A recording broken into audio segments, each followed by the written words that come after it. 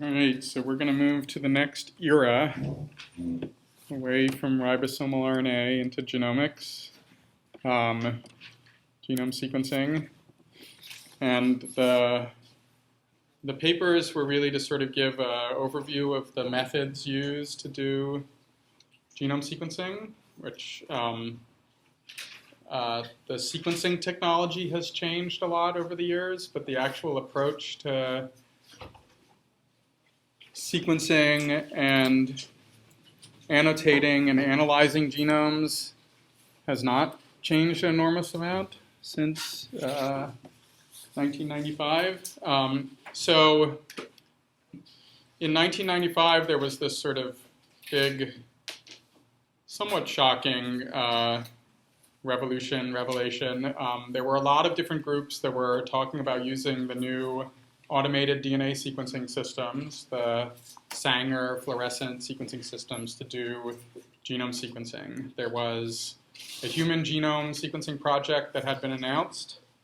There was an E. coli genome sequencing project. There was a yeast genome sequencing project, and a few other organisms. There were these projects to sequence the genomes. And the way that people were doing those genome projects was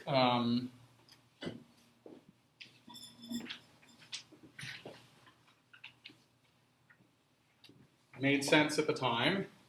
So you would go to your organism of interest, whatever that was, and you'd pull out DNA from that organism.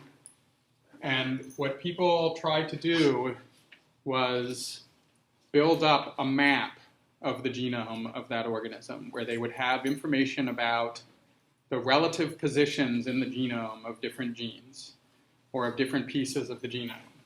So, this was complicated with humans with 3 billion base pairs in the genome and 23 chromosomes. And so, people thought that the first genome to be sequenced would likely be something with a smaller genome, like a bacteria or yeast. And there were these, again, the E. coli project and yeast project. And what they were doing in E. coli is basically what they were doing in other organisms, which was E. coli, people knew from genetic studies and from running gel electrophoresis and from doing a variety of other studies that the genome of the lab rat strain of E. coli K12, was about 5 million base pairs in size. And there was what's called a genetic map of E. coli that had been determined by doing crosses between different E. colis and mating experiments and phage infections, where they knew the relative positions in E. coli of hundreds of different genes that had been characterized. And they also had what's called a physical map of E. coli, which is basically, rather than knowing where genes are, a physical map is basically you take the DNA and you cut it with enzymes that cut at specific sequences in the genome. Restriction enzymes basically are this type of thing. And you can build up information about, here's where HindE3, a particular enzyme that cuts at a particular site in the genome, cuts. And then maybe here is where some other enzyme cuts. And eventually they had these physical and genetic maps for E. coli and for humans and for a diversity of other organisms. And to sequence the genome of an organism, what people were trying to do is to isolate a part of the genome. Let's just say this piece between two HindE3 sites, and let's say it's 100,000 base pairs in length. Isolate that piece and what's called subclone it. So get that piece, chop it up into smaller pieces, and get those pieces to be grown in plasmids in E. coli. And you'd have a library from this piece of DNA where E. coli 1 was growing a little piece there, and E. coli 2 was growing a little piece there, and E. coli 3 was growing a little piece there. And eventually you would have this library that you knew mapped back to that whole piece of DNA. And then you would get out the DNA from this library and you would read the sequence of it. Let's say it was 10,000 base pairs in length. And you would sequence the first 1,000 base pairs. And then to sequence the second 1,000 base pairs, so you could read the end the first 1,000 base pairs, because you would have this piece of DNA inside a plasmid, and you would know the sequence of the plasmid, and you could use the sequence of the plasmid as a primer to run the DNA sequencing reaction. And once you got the first 1,000 base pairs, you could make a new primer and walk, it's called genome walking, walk your way into this plasmid and read the next 1,000 base pairs. And you could do this from the other side too until eventually you get this full plasmid piece of the genome. And let's say this is 10,000 base pairs in length. If the E. coli genome is 5 million base pairs long, you can calculate how many of these you have to do. And what people spent a lot of time was trying to isolate plasmids that corresponded to the whole E. coli map and then walk their way around the genome. And there was a big lab working on this in Wisconsin, and there was a lab doing this in Bacillus subtilis, and there was a lab doing this in yeast, and there was this massive human genome project to do this in the same way. Logical, save a lot of money by not wasting your time. You can just sequence the one piece that you need to sequence to walk your way around the genome. And Craig Venter, who was at the NIH until 1992, met up with this guy, Hamilton Smith, who was a professor at Johns Hopkins University. And Hamilton Smith was one of the people who discovered this restriction enzyme. He studied an organism called Haemophilus influenza. When people study restriction enzymes, do people know what restriction enzymes are? Everyone? No? Okay, so the genetic engineering revolution was launched by the discovery of these enzymes in organisms that basically work like scissors on DNA. And they cut the DNA at specific sequences in the genome. So there are some that will cut wherever there's a GGCC in the genome. Cut through the GGCC, and there are others that will cut at GGAACC or something like that. And this allowed people to manipulate DNA in very specific ways by having these enzymes that would cut at known sequences in the genome. And that's what allowed people to take DNA from one organism and insert them into E. coli, for example. Does that basically make sense? The restriction enzymes that were discovered, they were originally discovered in this organism, Haemophilus influenza bacterium. And they were discovered because bacteria use them to protect themselves from foreign DNA. And so if a virus comes in and attacks Haemophilus influenza has these enzymes that are floating around inside its cell that cut wherever there's a GGCC. And they protect their own DNA by chemically modifying some of these bases, like adding a little methane group. And so their own DNA is immunized from their own restriction enzyme. If a virus comes in and it has one of these GGCCs and the virus is trying to take over their cell, they'll chop up the viral DNA. And Hamilton Smith was studying this Haemophilus influenza organism and saw this going on, and eventually was one of the first people to isolate the enzyme that actually did this. And by being able to isolate the enzyme, that then allowed other people to do genetic engineering. And Hamilton Smith was obsessed with this one organism and with these restriction enzymes. He won the Nobel Prize for, or shared the Nobel Prize for this discovery. And he, basically kept toiling away with like 2 people in his lab, never, expanding into a giant lab. And he met Craig Venter and he said, hey, I have this idea.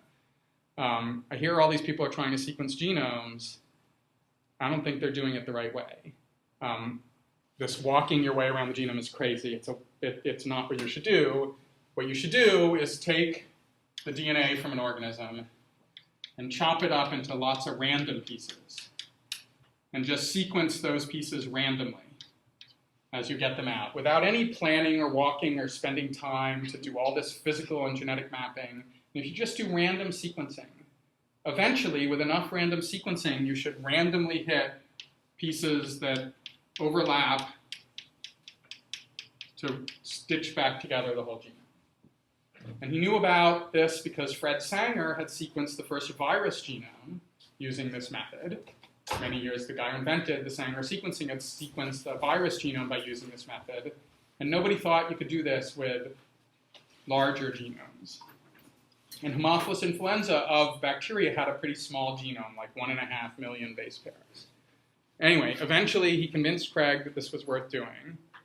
And they went about trying to figure out how to use this, what's called the random shotgun method of sequencing a genome.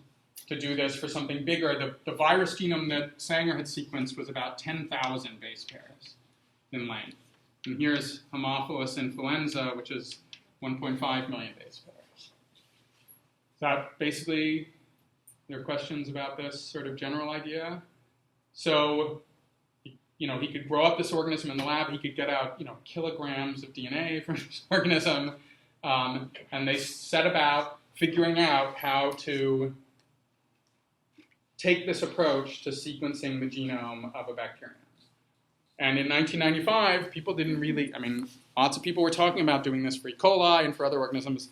And in 1995, they just announced, we're done. And what they had done was figured out how to do this. And that's the method that now everybody uses to sequence all genomes, basically. And the method is pretty straightforward. You do basically what I was saying. You take the DNA from an organism of interest. You chop it up into little pieces. At the time that this happened, everybody was cloning DNA. So you would clone that DNA into a plasmid. And you would, so the way this works is, at the time you would grow up a culture of some bacteria, like Haemophilus influenza. In this culture, you would have, hundreds of billions of cells. You isolate DNA from this sample. The genome of each individual cell is a circle. You have hundreds of billions of copies of these circles. And now you chop them up into little pieces. And this chromosome gets chopped up in that way, and another chromosome gets chopped up in a slightly different way, and another chromosome gets chopped up into yet another way. And you take all those little pieces, and you clone them into a plasmid that you're going to grow in E. coli. So you're using a bunch of different restriction enzymes? The best way to do this is to not use enzymes. Oh, okay. Because the enzymes are specific for particular bases in DNA. And what people learned pretty quickly was what you want to do is shred it with either physical, like by passing the DNA through small membranes. Oh, really? Okay. Or by sound is what a lot of people use now, is just putting in a ton of sound waves into your sample, and it shreds it randomly, which is really important for this method. So you get lots of different pieces. Originally, they might have done it with enzymes, but eventually people figured out that it was better to do it randomly. And now you get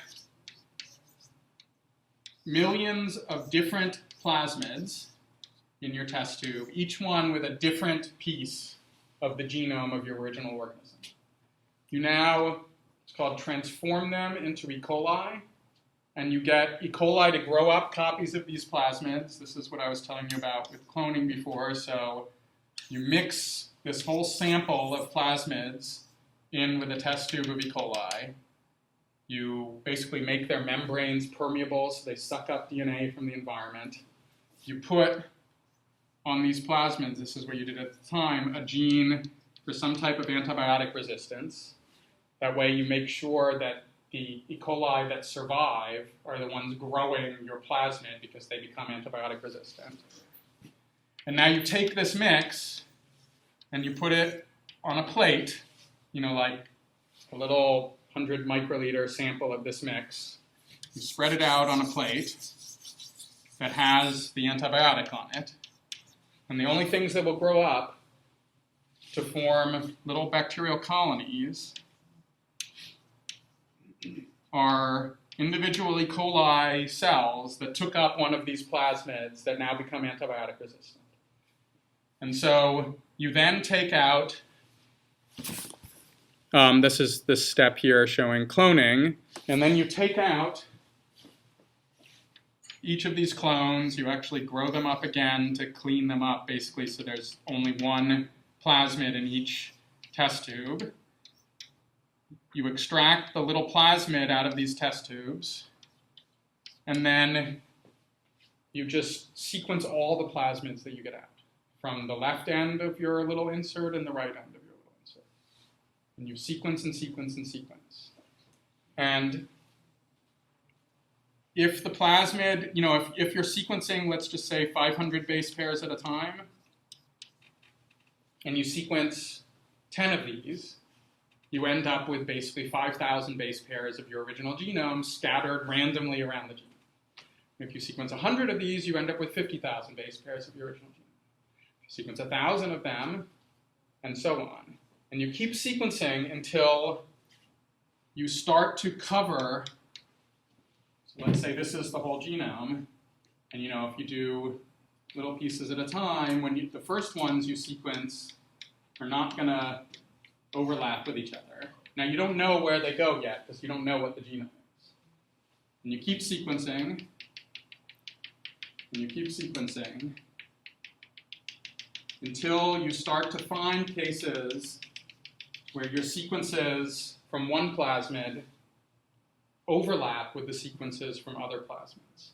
So you do a database search of your sequence against all the other sequences, and you try and find cases where the sequences overlap with each other. And so there's a program called BLAST, but they didn't use BLAST at the time. You're basically sliding the sequences against each other until you find cases where they overlap. And when you do enough of this sequencing, you get to a point where you basically have the potential to reconstruct the entire original genome if everything was random. Now, it turns out that at the time they started this, there were no computer programs to do this, so they had to hire bioinformatics people to design the computer programs to do this analysis. And it turns out that sequencing, so 1.5 million base pairs in the genome, if you're reading 500 base pairs at a time, which is sort of generous, you need a lot of clones sequenced to just do one bacterial genome. So they then said, well, we need automation in order to pick all of these colonies. The first automation, I was talking about this when we talked about sequencing, was undergraduates with toothpicks picking colonies. And then eventually robots were brought in to do the colony picking. But this is the principle of random shotgun sequencing. And what you need to do is design computer programs that can scan through all these little pieces of DNA and look for ways that they overlap with each other. And then when you get one overlap, look for another overlap at the other end, and keep building until you get larger pieces of the genome back. No one thought this would work. So the reason people didn't think it would work was, one of the reasons was, within most genomes, there are regions of the genome that are very similar to other regions of the genome, called repetitive DNA. And if you were sequencing a genome like this, and let's say that this region of the genome is 10,000 base pairs long, and you're reading, you clone into E. coli 1,000 base pairs at a time, and you read 500 base pairs from this end and 500 base pairs from this end. If you got a piece of the genome that was in here, there's no way to tell it from a piece of the genome that's in the corresponding region of the other match. And so people sort of freaked out about this, and nobody tried this random shotgun sequencing method. And what they eventually figured out was that there were, if you made your insert inside E. coli to be larger than the repeats in the genome, so if you had a 20,000 base pair piece for your library, then you would find cases where you spanned the repeat with unique parts of the genome. And you would also have cases where one read from the left end of this plasmid was in the repeat and the other end was in some unique region of the genome. And if you have good computer programs, you can start to stitch back together correctly the genome even when you have these repeats. And so they spent 2 years working on this, basically, writing the computer programs and figuring out how to do this until they got so they didn't get a complete genome sequence, until they finished with as much random sequencing as they could tolerate. And they had stitched back together most of the genome. So after they did this, I don't know the exact numbers from Haemophilus, but you can sort of guess based upon other genomes. So basically, you can do a little model of how well you can stitch back together the genome. And what people did at the time was they built these models based upon some simple math that said, if we sequence the genome about 8 times over, that is, if we read in total 8 times 1.5 million base pairs of sequence, on average, we will hit, with some of our sequencing reactions, 99.5% of the genome. So if you just randomly pull out 500 base pair pieces and do enough of those 500 base pair pieces to, on average, sequence any base in the genome 8 times over, you still will never have sequenced some regions of the genome. Just random probability is that there will be a couple of regions of the genome that you will never have read with any sequencing reaction. And even if you did an extra sequencing and you read every base pair of the genome, on average, say 50 times, sequencing isn't random. Even when you try to get away from these enzymes, the breaking up the genome into pieces is not random. So when people were done with this genome, with the random phase, and with every other genome, pretty much until maybe a year ago, after the random phase of sequencing, you have what's called gaps in the genome assembly, where you don't know some of the bases, or you don't know how the pieces of the genome orient relative to each other. And then there was a phase that people would call closure, or finishing of the genome. So you do this random sequencing, you assemble the sequences, so you compare them to each other, and you start to build up pieces back together. And after randomly sequencing this genome, maybe they had, 2,000 pieces. And they didn't know how those pieces fit together. But they knew, they had these 2,000 pieces, each of them, something like 1,000 base pairs in size. And then they started to basically do other methods, the old painful walking method, for example, to try and figure out how those pieces fit together. But this was much quicker and much cheaper, it turns out, than just trying to do what they were doing in E. coli, which was walking their way around the genome. Because random sequencing, the sequencing wasn't the expensive part of all these projects. It was the labor. It was paying people to painstakingly walk their way around a genome and do all of the work to do that walking.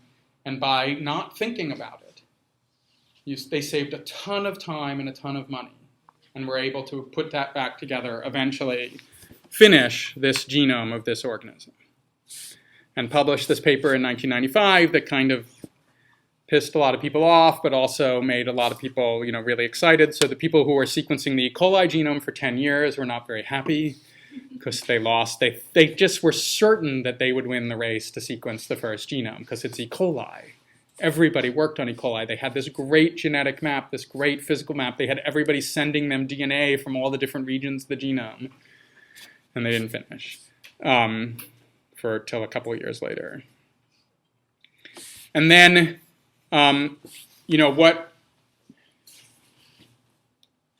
there's a lot that goes into how they did this, all these steps to get up to where they generated random data. And then there's a lot that went into how they compared the pieces to each other to stitch back together large genome pieces. And that's generally called assembly. And that's still a really important step in sequencing genomes.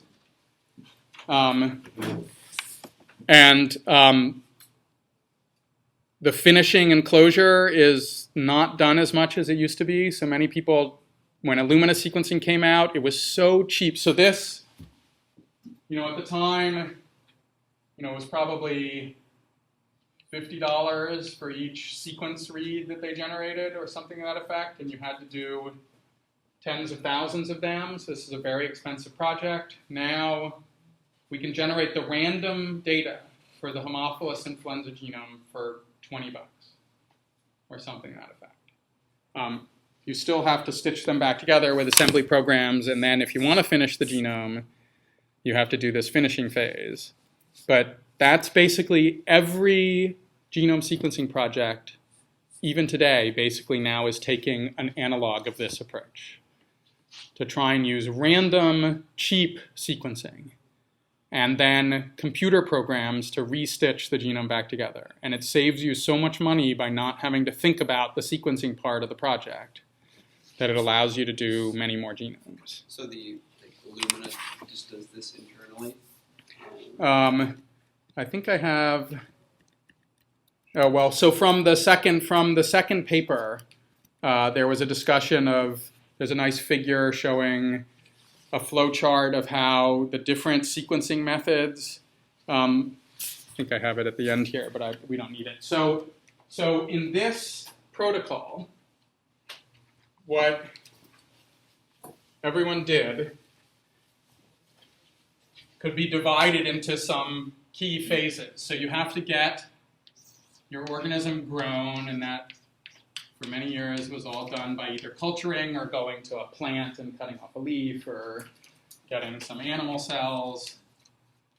You do a DNA extraction, and then there's, in general, a phase called library construction, where you shred the DNA from your organism. So you break it up, and in the old days, you would clone it into E. coli, and then grow that, and get the DNA back out, and then sequence them one by one, each piece.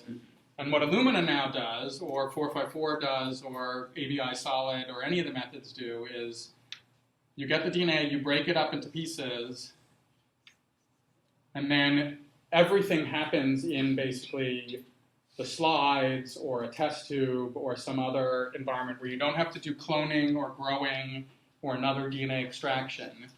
All of this now happens in your Illumina library construction and then your sequencing on the Illumina machine. So you've saved a lot of trouble because you don't have to clone things, you don't have to go through another round of DNA extraction, and you don't need a big space to grow up all these colonies of E. coli. Does that make sense? Mm-hmm. And how, when we talk about sequencing, I talked a little bit about how these methods differ in exactly how they go about doing cloning independent DNA sequencing. But each of them basically goes through an amplification process where you make a lot of copies. So is that just PCR? So in 454 sequencing, you do a PCR that's inside these little beads, these emulsion beads, basically. And in Illumina sequencing, you do this weird PCR on the slide that was called bridge PCR. But yeah, there's an amplification step that usually involves something akin to PCR instead of cloning.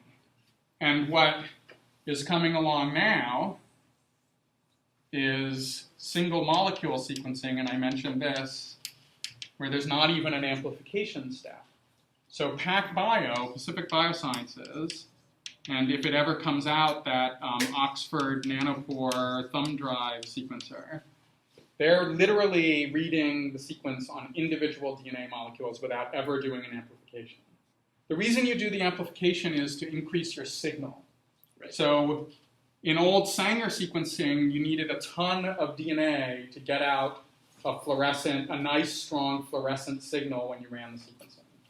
And in Illumina and 454 sequencing, you need a lot of DNA for their particular method to get a good signal. I mean, it's a slightly different fluorescent signal, but it's the same idea. You need a lot of DNA. And what they figured out was we can do that amplification in vitro rather than in vivo. And these new methods, PacBio, which we're using in my lab now, removes that. And now they're reading the DNA sequence of individual molecules, and there's no more amplification. So. But the concept of doing shotgun sequencing for a genome is still the same. You take the DNA out of your organism, go through some steps until you get out random sequence bits. And then you run almost, I mean, there are new programs that, you know, work with bigger data sets or Illumina data sets or PacBio data sets, but they basically work on the exact same general principles as the old methods. You're sliding the DNA sequences against each other, looking for overlaps, trying to stitch pieces back together until you get longer and longer pieces. You eventually reach a point where the repeat sequences confuse the program, and you either have large fragments that you're spanning the repeat, or your assembly breaks. Same as it always was. This is just quicker sequencing and cheaper and easier sequencing, but you're still doing the same assembly. You still end up with many gaps in most genomes. And if you, as I'll talk about in a minute, there are many reasons why you would want to fill in those gaps. And that would be good. PacBio sequencing, because you can generate reads that are themselves about 10,000 base pairs long, it turns out that you don't have many gaps after you do PacBio sequencing and assembly. But the sequencing is not very accurate and it's expensive. So most people are still doing Illumina sequencing and still ending up with gaps just like they did, 20 years ago. Are there questions about that? That's the general outline for how all genome sequencing is basically happening even today. Yeah? The so-called gaps fall within the 95% expectation for publication and for sponsors and that kind of thing? When you have a project, if you said that your goal of your project was to finish the genome, and you didn't finish the genome, sponsors might be unhappy. But this happened with a huge fraction of the first genome sequencing projects. People got a grant where they said they were going to finish, and then they never finished. We actually wrote a paper because I worked at this place. I saw Hamilton Smith give a talk when I was in graduate school, where he had a list of all the organisms they were sequencing the genomes of, and it was everything I was trying to clone out individual genes from. And I basically dropped what I was doing, learned bioinformatics, and then got a job at this place. And I went there after they had invented all of this general approach, but they were still the place to do genome sequencing. And they were there were two places in the world that could finish genomes, that could go in after you had gaps and figure out how to sequence what was in the gaps. The Sanger Center in the UK and Tiger in the United States, the Institute for Genomic Research. Endlessly oversample, you just filled them in. You can't endlessly oversample. It's not, you don't get random data, you still have gaps. So because in the past, because you were taking the DNA and growing it in E. coli, there are regions of many genomes that E. coli does not like to grow. And those would never show up in your sequencing library. So for example, viruses that are inserted into your genome, frequently the genes in those viruses make E. coli unhappy too. And so you would plate out your library onto these plates and you'd pick colonies over and over and over again, and you'd never get a colony that corresponded to the region of the genome that came from where this virus had put in its toxin gene. Because if you're growing that in E. coli now, the cells die. And so the sequencing is never random. And there was always, even today, there's always been a phase where you try and go in and finish afterwards. But we were one of the only places that could finish genomes. And so we would get grants saying we're going to finish a genome, and we did. And these other places that were our competitors would get grants competing with us, and they said they would finish their genomes, and they didn't. And we got really pissed off about this, right? So we wrote a whole paper on why you should finish genomes, basically trying to, stick a fork in the competitors.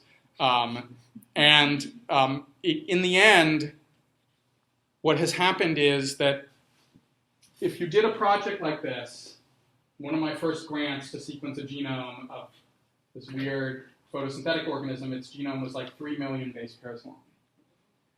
The part of the project to randomly sequence the genome 8 times over was, let's just say, $500,000. The part to finish the genome was $500,000. So finishing was roughly the cost of doing the shotgun sequencing. Today, finishing has barely gotten any cheaper. I mean, it's probably gone down tenfold. So for that same genome, it would cost $50,000 to finish its genome. The shotgun phase now costs $50. So you're offered a choice. I could sequence with the shotgun sequencing and get almost the whole genome of 1,000 organisms, or finish 1. Whereas our choice then was to finish 1 genome or sequence 2.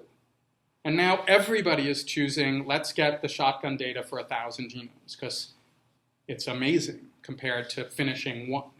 So nobody's finishing genomes anymore. So with open access, people are basically mutually accepting, like publishing incomplete or unfinished data. Right? Well, I mean, it's not open access per se. I mean, that's what everybody's doing in every aspect of the community. It's just It's just what you do. We are getting close genomes. well, so now with PacBio sequencing, because you're getting long reads, people are now able to finish genomes for much cheaper. It's no longer really expensive to finish genomes. And now there's this growth industry of finally finishing genomes again. But there was a big gap, yeah. So how do you fill in the gaps if they never grow in? Right. In the past versus today, it's roughly the same approach, which is you stitch together as much as you can. And when you do this stitching together, there are 2 types of gaps that you end up with in your data. One is called a sequencing gap, and that's what happens when you have information, lots of little pieces that stick together, and some of these pieces stick to another piece. So like this one might come from a plasmid that you have, the left half of your plasmid is in one piece and the right half is in another piece. And you know that now you have a plasmid. In the old school sequencing, you had a plasmid that spanned this gap. It's called a sequencing gap because you have the physical structure, but you're just missing some of the data. And in those cases, what we would do is just go in and walk our way into that plasmid. So you would read the first, 100 bases, and then the second 100 bases or 1,000 bases, and just walk your way and finish that plasmid. And we usually when we did this, we would have usually most of the plasmids were about 5,000 base pairs long, so it wouldn't take you that long with 500 base pair reads to walk your way, and that was done manually. Eventually, we wrote computer programs that could communicate with the robots that would go and pick that correct colony out of our collection and design the primers that were needed and synthesize them, order them from a company, get them back with a little barcode, and it was highly automated. And it got cheaper and cheaper as time went by. But then, so those are the sequencing gaps. The hard things are physical gaps. So in many cases, you would have a piece like this, and then another piece, maybe with its own sequencing gap, and you have no idea how these fit relative to each other. You might have 100 of these in a genome. And you know that we have, this piece, we know what it is, but we don't know how it fits relative to the 99 other pieces of the genome. And that was hard. So the way that this was originally tackled was, if you had a genetic map, you would then map your sequence onto the genetic map. That would tell you which of your other pieces was close in the genome to this piece. And then you would run PCR between them and fill in the gap by PCR. That sort of makes sense? Yeah, I'll back up. So remember, we don't know how any pieces sit relative to each other. We don't know the actual structure of the genome. But I'll give you an example. So we have this one piece, and let's say in that piece we find the 16S ribosomal RNA gene somewhere in that piece. And we have this map of the genome. We don't know the whole structure of the genome, but we know that the 16S ribosomal RNA is right there. And we have 100 other pieces of the genome. And let's say that there's another gene, RNA polymerase, that's right next to the 16S ribosomal RNA. If one of our other pieces of the genome has the RNA polymerase gene, we now know that those should be close to each other in the genome because of this map that we have. And then you can just say, let's design a PCR primer for here and a PCR primer for there. Go back to our purified DNA from the organism. Run PCR, and it should make a copy of the genome that is between those two primers. And if the primers are close enough together, you'll get billions of copies of that piece of the genome. So you could span that gap by PCR and then sequence the PCR primer. That now sort of makes sense? And eventually, when primers got cheap, and again, when robotics got better, we just went ahead and said, okay, we have about 100 pieces. Let's design primers for the end of every one of those 100 pieces, both ends. Let's mix them together.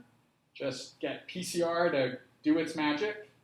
And whenever if this primer was close to this primer in the genome, you'd get a PCR product for those two mixed in your sample, and then we'd sequence the whole mix, basically.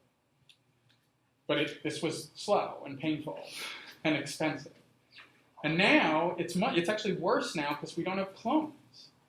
So when you could fill in those sequencing gaps because you knew that you had a clone and you were just missing the middle of the clone, Illumina sequencing, we don't even have pieces of the genome anymore. We have to do, everything has to be done by PCR. There's no actual physical clone to go back in. So does that sort of make sense? Yeah. Are there any questions about that? Or? Yeah, thanks. Yeah. A quick side question. You're physically stitching things together. No, on the computer. This is all done on the computer. And so we would have a big database of, we'd run an assembly of all the individual little pieces. That would give us, let's just say, 100 contigs is what they were called, contiguous pieces of DNA. And then we'd run one of these, what are called multiplex PCR reactions, and maybe it would light up and connect 4 of those pieces. We'd then eliminate those 4 primers from the mix and run the PCR again and hope that it worked, and now you have 96 pieces. And eventually you would keep doing this until you finished everything, whole genome, and walked your way around everything. Are there more questions about that? Yeah. Yeah. Not for me. Yeah. Real quick. When the Venture group started stitching actual base pairs on yeast chromosome, they use cassettes. What's a cassette and how do they glue things together? Real briefly. So the glue that people use to do any type of genetic manipulation are these restriction enzymes. You cut DNA with a restriction enzyme, and if you take that DNA from, let's say you cut up E. coli with restriction enzyme HindD3, and you cut up yeast with restriction enzyme HindD3. If you mix those DNA pieces back together and add a little chemical glue called ligase, which ligates DNA pieces back together, you can now make hybrids between E. coli and yeast. And that's how almost all of genetic engineering has been done.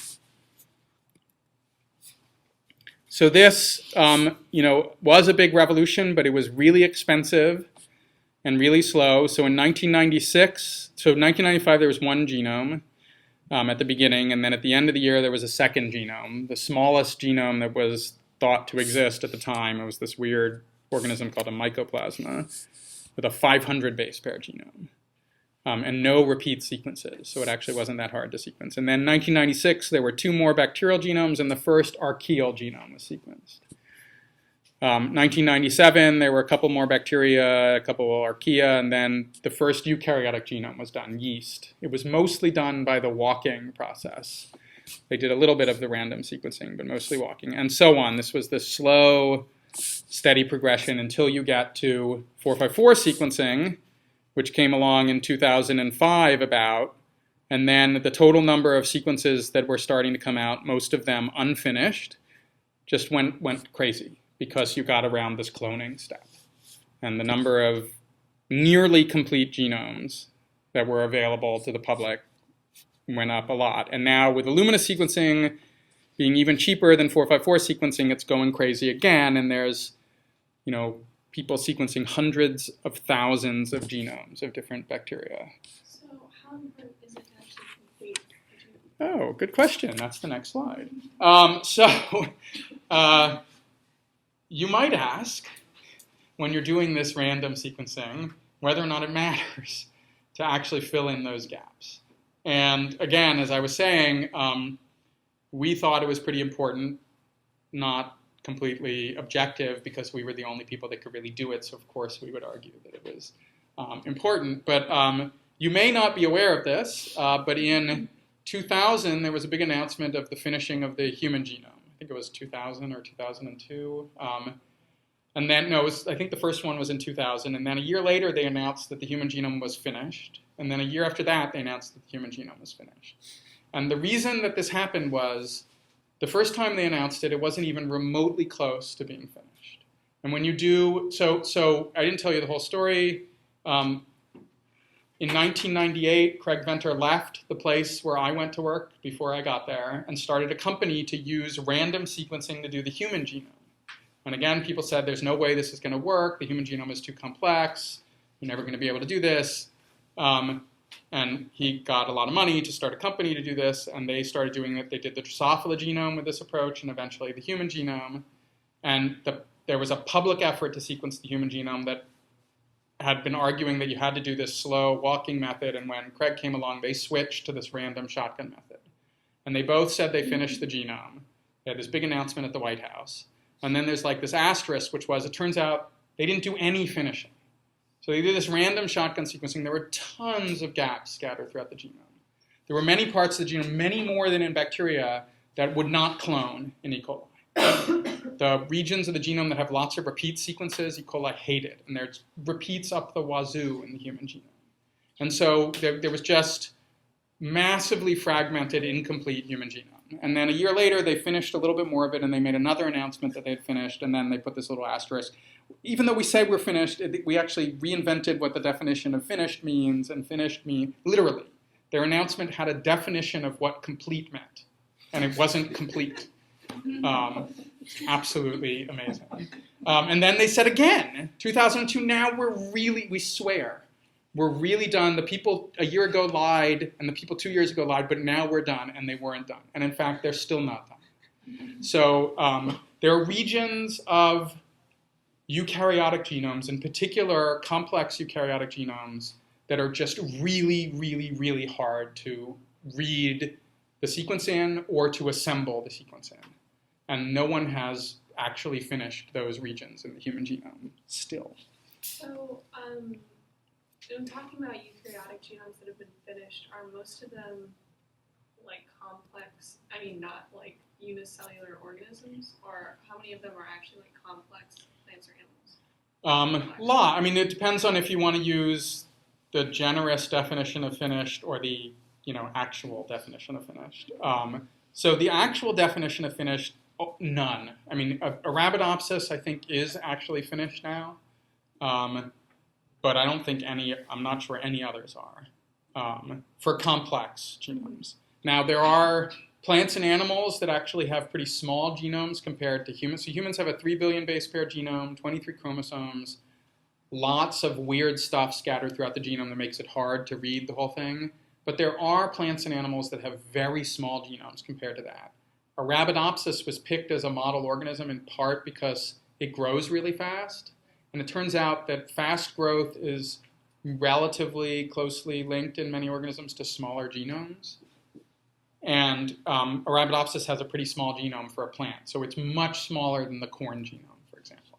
Corn genome isn't close to being finished. Yeah, aren't there a lot of plants do a lot of weird things. So plants, the corn genome is about the size of the human genome, but there are many plants that have polyploidy.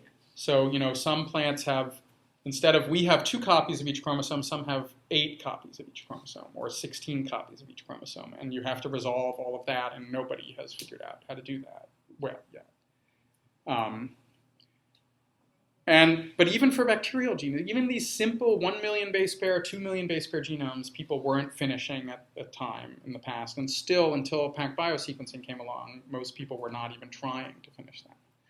And so the things I listed here are also true for eukaryotic genomes, but most of them apply sort of more clearly to the cases of bacterial genomes because we have cases where they've been finished and we can show what's missing.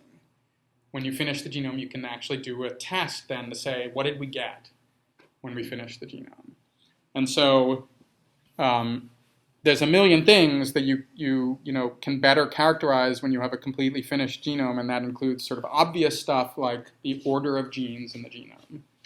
But especially when people were doing cloning-based sequencing, a lot of the DNA that was missing in the genomes was DNA that coded for things that people were interested in, like virulence factors and toxins and pathogenicity islands and other features of genomes that made E. coli unhappy. But we wanted to know those features of many genomes. In Arabidopsis, because Tiger, the place I worked at, sequenced the Arabidopsis genome or participated in the sequencing of the Arabidopsis genome. And one thing that people decided to do, and I wasn't involved when they decided to do this, was to try to actually finish the plant genome. And in Arabidopsis, as with humans and many other complex eukaryotes, you have chromosomes. They can be, let's just say 10 million base pairs long. So an individual chromosome is bigger than most bacterial genomes. And the chromosomes have a structure to them in most of these organisms that you may or may not be familiar with.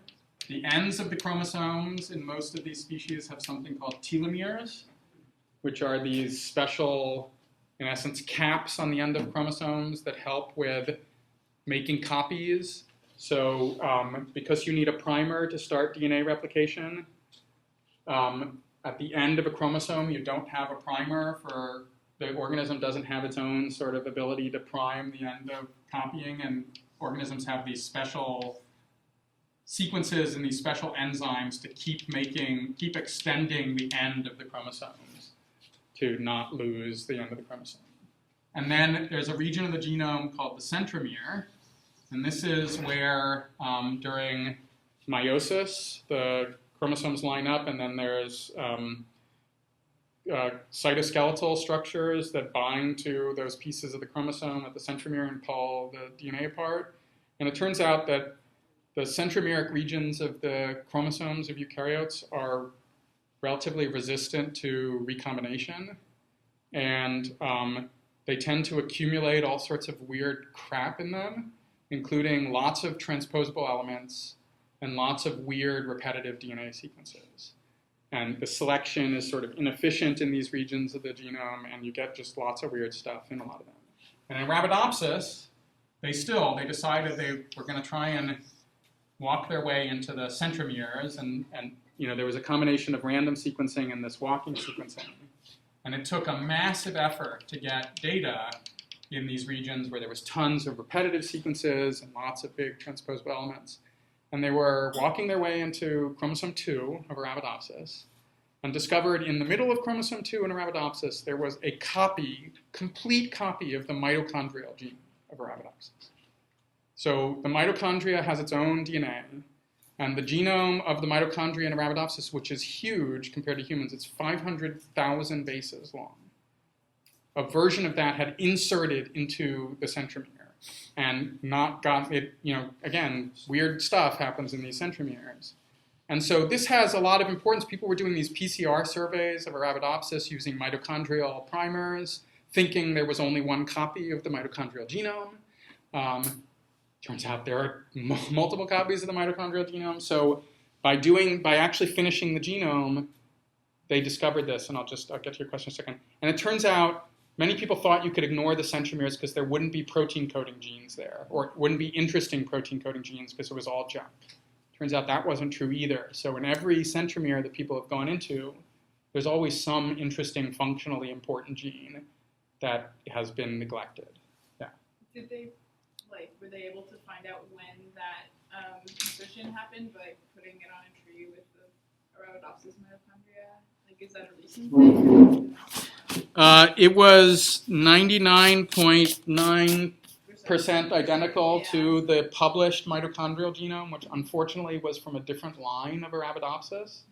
But nevertheless, it clearly happened pretty recently. And subsequent to that, people then went to other cultivars of Arabidopsis and the Brassica relatives of Arabidopsis and figured out when. I don't remember when, but it was relatively recently. And it turns out in eukaryotic genomes, there's basically a constant stream of DNA from the organellar genomes into the nucleus. If that DNA pops into a functionally important region, it might eventually get lost because that individual where it inserts into will be sick and weeded out of the population.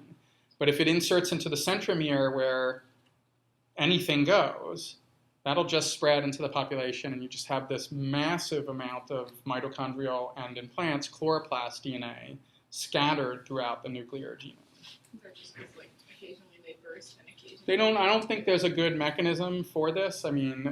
During cell division, certain things have to get moved around, and the organelles might be, some of them might have burst, and you have chromosomes lying. It's not really clear what the exact mechanism is, as far as I know. Is there any line of thinking that centromere might be an endosymbiote as well?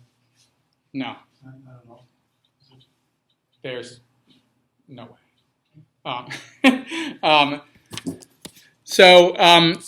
Okay, so now you sequence the genome. And we can talk about other reasons to finish, and I can send you our paper, from 10 years ago now. But there are many benefits to finishing genomes, but it's just so expensive relative to shotgun sequencing that people stop doing it. And if you have a finished genome, one important thing is that what's called annotating the genome, which is trying to layer information on top of the DNA sequence, is generally a lot easier. The more complete it is, the easier this is going to be.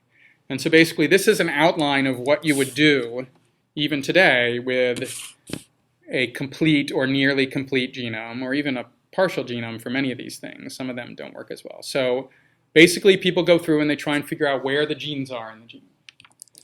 And there are two approaches. Well, I'll get to how you do this. I'll just go through the general things that you do first. On top of the genes, people want to layer features onto those genes, like where the start of translation is for a protein coding gene, or where the transcription factors bind to regulate transcription. And you want to do the same thing with genome features, like where are the repetitive sequences in the genome? Where's the centromere if it's a eukaryotic chromosome? Where's the boundary of the telomeres, and so on. And then what many people want to do is predict functional information about those genes that they have found. Or not just predict function, but take known experimentally determined functions and map them to the sequence information that you have. And you can do this for individual genes, or you can do it for all the start to map individual genes all together into pathways. And what people have basically divided this up into is what's called structural annotation. So this is basically layering general positional information onto the genome sequence data. The structure of the genome, where are the genes? Not what does anything do. And then where are the genome features? And then functional annotation is either predicting or taking experimental information and putting it on top of those features that you identified with structural annotation. And together, you would have an idea of sort of everything that is either predictable or known about that organism's genome. And then, in some ways, you can consider comparative analysis with comparing between, two organisms when you have two genomes, or 10 or 100, sort of a form of evolutionary annotation. What are the conserved features? What are the not conserved features? And so on. And each of these steps, of course, has many, many layers behind it, many competing methods, many tools available to do this. They differ between different types of genomes. But so, for example, for just finding the genes, so you have a big stretch of DNA. Let's say it's the Haemophilus influenza genome again, 1.5 million base pairs, circular piece of DNA. You want to figure out where are the protein coding genes in the genome. This is really simple, right? I mean, in concept, this is just one of the many steps that you would want to do. Where are the genes that encode proteins, and where are the genes that make what are called non-coding RNAs, things that are transcribed but never translated.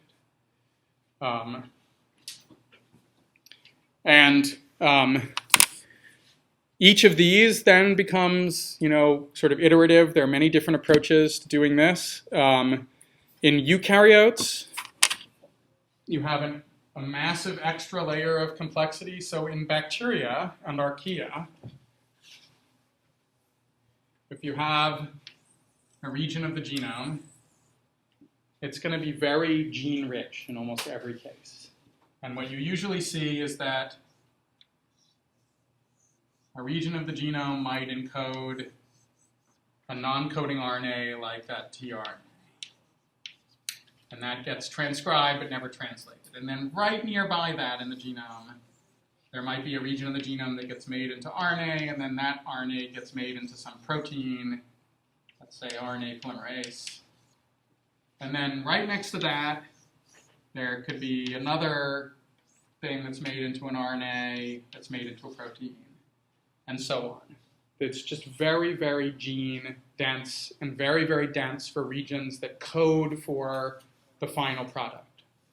And in eukaryotes, or at least in many eukaryotes, we have this nasty problem, which is that the same sort of equivalent region, let's just say the protein coding region for RNA polymerase B, would actually be made up in a gene that could be, so RNA polymerase, let's just say it's 1,000 amino acids long. That's 3,000 base pairs in length in a bacterial genome, because there's 3 base pairs per codon, 1,000 amino acids, 3,000 base pairs.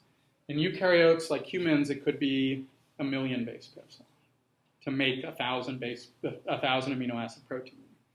And what happens is that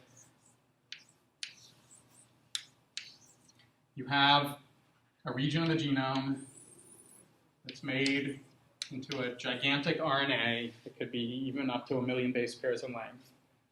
And this RNA is then processed where big regions of the RNA are chopped out, and then the regions around it are ligated together. And this process is called splicing, where regions of the RNA are removed before you make the final protein. Now, it turns out that, this is really cool and really interesting, and it makes finding genes in eukaryotic genomes awful. Really, really hard, because the easiest way to find protein coding genes in bacterial genomes is to just scan the genome for what are called open reading frames. And this is a very common strategy for this structural annotation of a bacterial genome where you, we haven't talked about this, but there are rules in bacterial genomes and in archaeal and eukaryotic genomes that tell the ribosome where to start translating an RNA into a protein, called start sites. And you can scan through the genome to find putative start sites. You can label all putative start sites. They're usually ATG, sometimes GTG, occasionally other exceptions, but you can flag all of them. And then what you can do, you find, let's say, an ATG here, and you scan through the sequence that's next to that ATG, and you look for what are called stop codons. So in the translation process, when the ribosome binds to an RNA and starts making proteins, it's reading the codons. And 61 of the codons tell it to put in an amino acid, a particular amino acid, into the protein. And 3 of the codons tell it to stop translation. And so you can scan through the DNA looking for whether or not there's a stop codon in frame, so you read 3 base pairs at a time. And let's say, 12 base pairs away, you find a stop codon. Now, it turns out that there are very few proteins that are 4 amino acids long in any organism. And most of them, there's nothing we can do to make sense out of them. So if you're scanning through a genome to try and find the protein coding genes, and you see this, you would say this is unlikely to be, even though this is an ATG and it could have been a start site for a protein, because there's this stop codon a few base pairs away, it's unlikely to be a region that codes for protein. And what you do is you scan through looking for long open reading frames where you're between an ATG and a stop. The longer it is, the more likely it is to be a real protein. Because by chance, if it wasn't a real protein, there should have been a mutation somewhere in it that put in a stop codon. And if it wasn't a protein, there'd be no selection against that, and it should just show up. So the first thing people do when they get a bacterial genome is frequently you scan through it, and you look for these long open reading frames. And those are your first model for what are the protein coding regions. But in eukaryotes, you can't do this because the stuff isn't in frame in the DNA. There are these introns that are of unknown length, many of them in some protein coding regions. And there's no way to know arbitrarily where the introns are. So you find an ATG, and if you found a stop codon a few base pairs away, it could be that there's this giant intron in the middle of that, and the stop codon is actually in the intron. Well, the intron's going to get cut out of the RNA before the RNA is made into protein. The stop codon is gone. So it's really just a completely different exercise to go through eukaryotic genomes and try and find the genes versus bacterial genomes. So if you're ever working on, eukaryotic genomes, it's a whole different operation with 10 additional computer programs and the generation of lots of experimental data. Usually you generate sequences of what are called expressed sequence tags, or cDNAs, where you take the RNA from a cell after it's been spliced, you sequence that and you map it back to the genome. And that now tells you where the open reading frames are. Again, we could talk about this forever. I've lived and breathed this for many, many years. For finding non-coding RNAs, it turns out to be a little bit harder than finding protein coding genes in many genomes, but not impossibly hard, certainly in bacterial genomes, and there's pretty good tools for finding them now. There are many other things that you would like to find for structural annotation. So promoters. So another way to increase your probability of finding a protein coding gene is there are rules that operate in most bacterial and archaeal genomes that tell you what the sequence, what's called upstream of the start site of a protein coding gene should look like, and that's where certain components of the regulatory machinery bind and recognize. So you can scan the genome for both these open reading frames and for these regulatory regions. We know less about how to find those in eukaryotic genomes. So again, it's harder to do this in eukaryotic genomes than it is in bacterial and archaeal genomes. There are many reasons why you might want to layer on top of this, where are the repeated sequences, where are putative mobile DNA elements. So genomes have yet another complexity, which is there are pieces of DNA, we just take Haemophilus, that between one generation and the next, you can get changes in the, an A might change to a T, or a T might change to a C, but you could also have regions of the genome that move to another place in the genome. So they're called transposable elements. They're much, they're very common in almost every genome that anybody has looked at. And because they have a really high evolutionary rate, and because they mess up all of our genome assembly algorithms, and because they're useful as genetic markers, people are frequently want to find them in all the genomes that they're looking for. And so on. And we could go into details. I was just copying some text from old sort of instructions. For each non-coding RNA, there's a path to finding the non-coding RNAs. Some of them involve looking at RNA structure. Some of them involve looking for the codons and anticodons, like for tRNAs. For protein coding genes, I didn't even remotely go into all the details for how people try to find protein coding genes. There's a whole other group of methods that it turns out that once you find a long open reading frame in one genome, you can use a trick, which is that it turns out that each genome has flavors of composition that it has in its protein coding regions that are different from the non-protein coding regions. One of the reasons they have this is that the translation of RNA into proteins is degenerate. So you can have many different codons code for a single type of amino acid.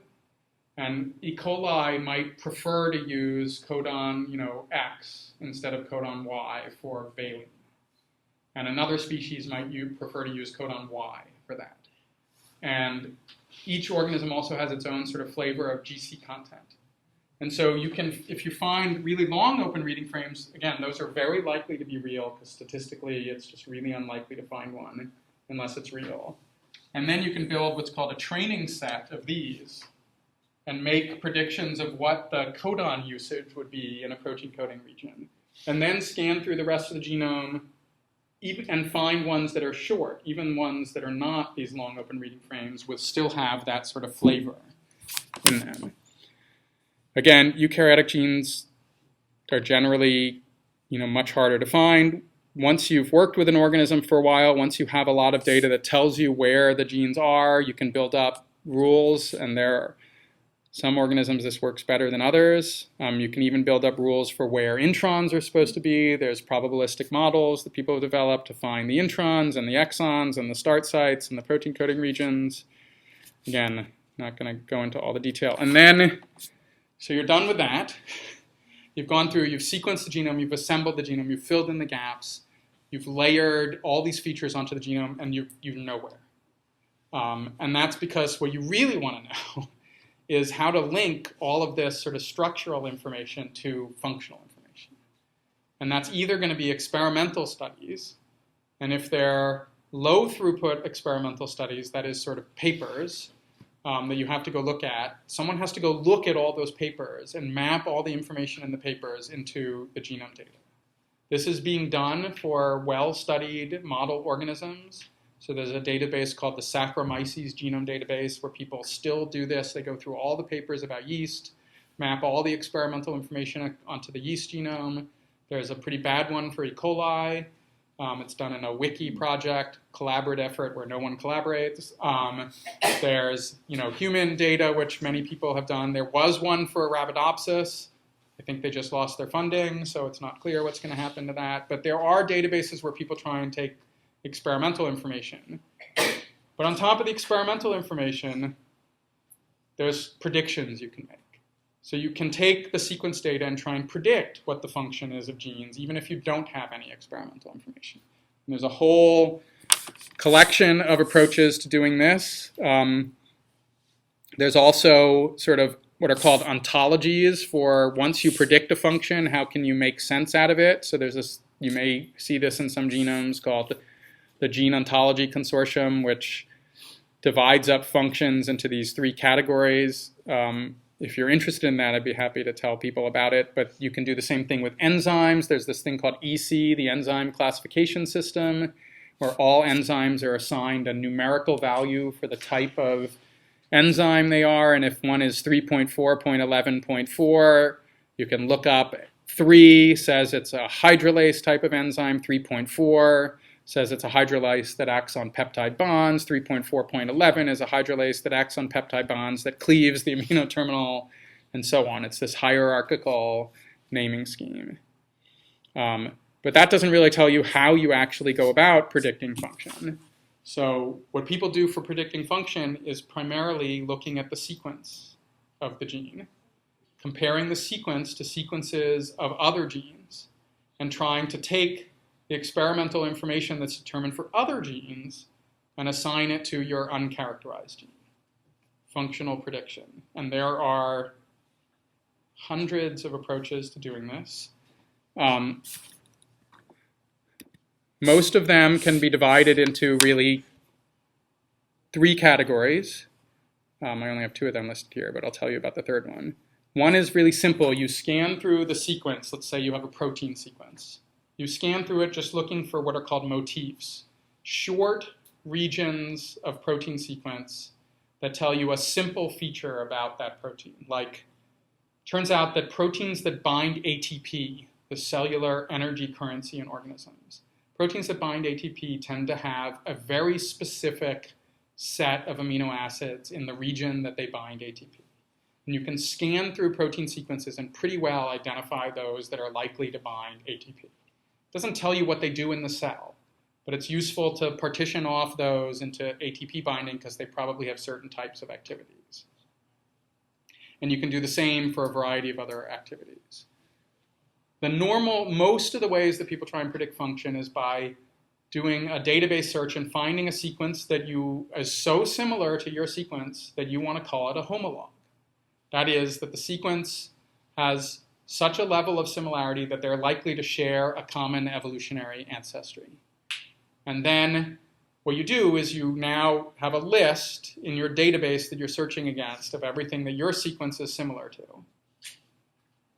So similar that it seems to be homologous. And hopefully you have a good database that tells you if any of those sequences has been experimentally characterized.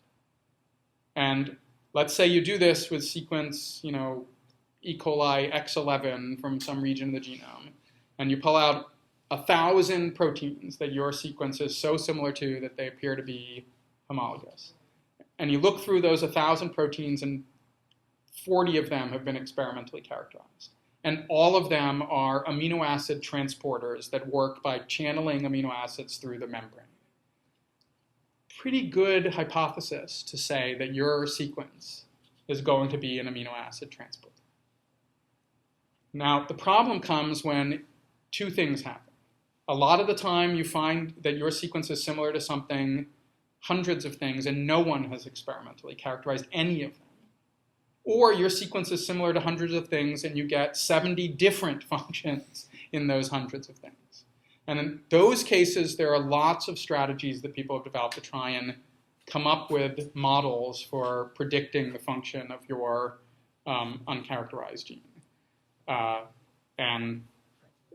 Some of the text that in the chapter that we're going to be reading for the next 2 classes goes over some of this. So what we're going to do in the next 2 classes is talk about now taking genome data and doing something with it, either learning about the diversity of genomes across organisms, comparing eukaryotic and prokaryotic genomes, using the annotation to study the evolution of genomes, and so on.